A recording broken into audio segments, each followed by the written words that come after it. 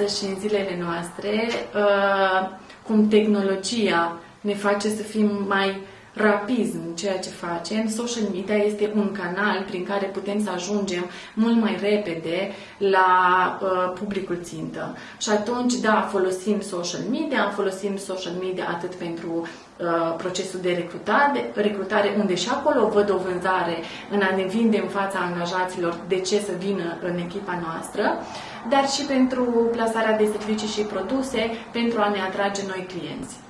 Dacă este să discutăm de viața personală și de viața personală, eu nu neapărat este un lucru general valabil pentru antreprenori, dar pentru mine, eu sunt o singură persoană în oricare din aceste situații. Și atunci, dacă am ales să mă expun din punct de vedere profesional, mă expun și din punct de vedere personal. Cu siguranță, profesional mă expun într-o doză mai mare decât personal, dar nu se pot exclude. Cumva, odată ce ai luat decizia, da, mergi mai departe și ești expus din ambele părți. În pandemie, în prima săptămână de pandemie, 70% din clienții noștri și-au închis activitatea. Într-o săptămână am primit atât de multe mail-uri de la clienți încât nu am primit în toată activitatea, dar mail-uri de genul ne pare rău, vom lucra de acasă, ne închidem activitatea de la birou, atunci nu mai avem nevoie de serviciile voastre de curățenie sau ce le prestam. Sincer, pentru mine, ca și antreprenor, a fost un șoc, adică ai rămas de pe o zi pe alta fără nimic ce se întâmplă.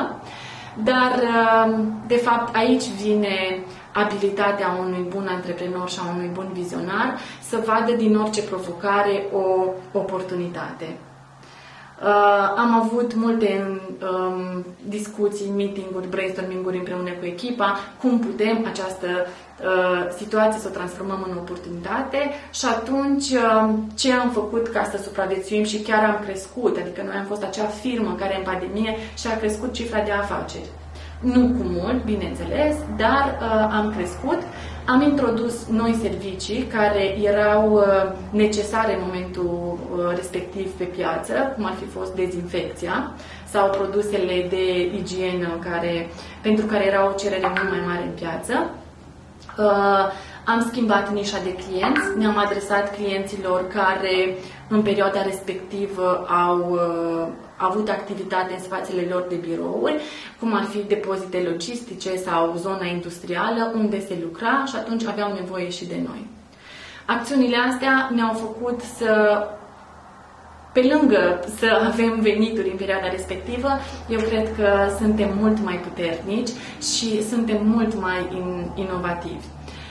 De asemenea, o firmă de dimensiuni mici, medii, aici compar nu cu o multinațională, are o putere de adaptare mult mai rapidă. Și cred că asta, de fapt, este puterea noastră a firmelor medii, că ne putem adapta la orice situație.